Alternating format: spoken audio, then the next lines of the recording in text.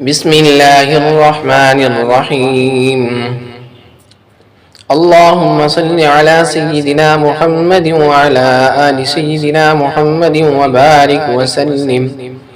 حضرت ابوبکر صدیق رضی اللہ تعالیٰ عنہ کو کون نہیں جانتا؟ فرمایا کہ انبیاء علیہ السلام کے بعد سب سے اول جو ہیں وہ حضرت ابوبکر صدیق رضی اللہ تعالیٰ عنہ ہیں۔ رتبے کے اعتبار سے بھی حضرت ابوبکر صدیق رضی اللہ تعالیٰ عنہ انبیاء علیہ السلام کے بعد تمام بشر کے اندر ان کا جو ہے پہلا نمبر ہے۔ یہ وہ شخصیت ہیں جنہوں نے پیارے نبی صلی اللہ علیہ وسلم کے ساتھ محبت میں اپنے آپ کو بھی قربان کیا اور اپنا جان مال سب کچھ اللہ کے راستے میں قربان کر دیا۔ محترم سامعین، حضرت ابوبکر صدیق رضی اللہ تعالیٰ عنہ پر اللہ کا ڈر، اللہ کا خوف اتنا دل پہ تھا۔ آپ اس واقعے کے اندر آپ خود محسوس فرمائیں گے کہ کس طرح حضرت ابوبکر صدیق رضی اللہ تعالیٰ عنہ کے دل میں اللہ کا ڈر ہے۔ محترم سامعین، فرمایا کہ کل قیامت کے دن اللہ تعالی کے حضور نبی کریم صلی اللہ علیہ وسلم عرض کریں گے یا اللہ حساب کو شروع کیا جائے، تو اللہ تعالی جلال میں ہوں گے تو اللہ تعالی ارشاد فرمائیں گے کون ہے جو میرا حساب دے سکے۔ علماء سے سنا ہے کہ آپ صلی اللہ علیہ وسلم حضرت ابوبکر صدیق رضی اللہ تعالی عنہ کو آگے پیش کریں گے اللہ کے سامنے، تو اللہ تعالی کا جو غصہ ہے، جلال جو ہے وہ جمال میں تبدیل ہو جائے گا۔ واقعہ شروع کرتے ہیں۔ حضرت ابوبکر صدیق رضی اللہ تعالی عنہ اہل سنت انبیاء علیہ السلام کے علاوہ تمام دنیا کے آدمیوں سے افضل ہیں اور ان کا جنتی ہونا یقینی ہے۔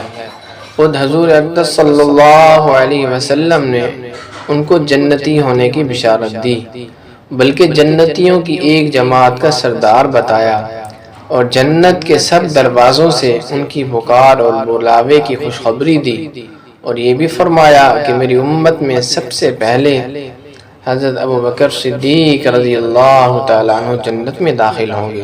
اس سب کے باوجود فرمایا کرتے کہ کاش میں کوئی درخت ہوتا جو کاٹ دیا جاتا، کبھی فرماتے کاش میں کوئی گھاس ہوتا کہ جانور اس کو کھا لیتے، کبھی فرماتے کاش میں کسی مومن کے بدن کا بال ہوتا۔ ایک مرتبہ ایک باغ میں تشریف لے گئے اور ایک جانور کو بیٹھا ہوا دیکھ کر ٹھنڈا سانس بھرا اور فرمایا کہ تو کس قدر لطف میں ہے، کھاتا ہے، پیتا ہے، درختوں کے سائے میں پھرتا ہے اور آخرت میں تجھ پر کوئی حساب کتاب نہیں، کاش ابوبکر بھی تجھ جیسا ہوتا۔ ربیع اسلمہ رضی اللہ تعالیٰ عنہ کہتے ہیں کہ میں ایک مرتبہ کسی بات پر مجھ میں اور حضرت ابوبکر صدیق رضی اللہ تعالیٰ عنہ میں کچھ بات بڑھ گئی اور انہوں نے مجھے کوئی سخت لفظ کہہ دیا جو مجھے ناگوار گزرا۔ فوراً ان کو خیال ہوا کہ مجھ سے فرمایا کہ تو بھی مجھے کہہ دے تاکہ بدلہ ہو جائے۔ میں نے کہنے سے انکار کیا تو انہوں نے فرمایا کہ یا تو کہہ لو ورنہ میں حضور صلی اللہ علیہ وسلم سے جا کر عرض کروں گا۔ میں نے اس پر بھی جوابی لفظ کہنے سے انکار کیا، وہ اٹھ کر چلے گئے۔ بنو اسلم کے کچھ لوگ آئے اور کہنے لگے یہ بھی اچھی بات ہے کہ خود ہی تو زیادتی کی اور خود ہی الٹی حضور صلی اللہ علیہ وسلم سے شکایت کریں۔ میں نے کہا تم جانتے بھی ہو یہ کون ہیں؟ یہ ابوبکر صدیق رضی اللہ تعالیٰ عنہ ہیں۔ اگر یہ خفا ہو گئے تو اللہ کا لاڈلا رسول صلی اللہ علیہ وسلم مجھ سے خفا ہو جائے گا اور اس کے بعد اس کی خفگی اللہ تعالی شان و ناراض ہو جائیں گے، تو ربیع کی حالت میں کیا تردد ہے۔ اس کے بعد میں حضور صلی اللہ علیہ وسلم کی خدمت میں حاضر ہوا اور قصہ عرض کیا۔ حضور صلی اللہ علیہ وسلم نے فرمایا کہ ٹھیک ہے، تجھے جواب میں اور بدلے میں کہنا نہیں چاہیے، البتہ اس کے بدلے میں یوں کہہ کر اے ابوبکر صدیق رضی اللہ تعالی عنہ اللہ تمہیں معاف فرما دیں۔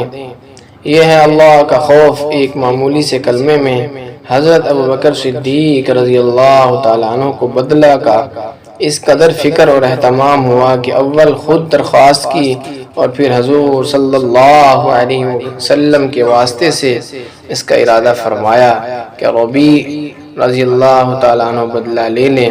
آج ہم سینکڑوں باتیں ایک دوسرے کو کہہ دیتے ہیں، اس کا خیال بھی نہیں ہوتا کہ اس کا آخرت میں بدلہ بھی لیا جائے گا یا حساب کتاب بھی ہوگا۔ محترم سامعین، اللہ تعالی ہمیں بھی ان جیسے پاک ہستیوں جیسی زندگی گزارنے کی توفیق عطا فرمائے، آمین۔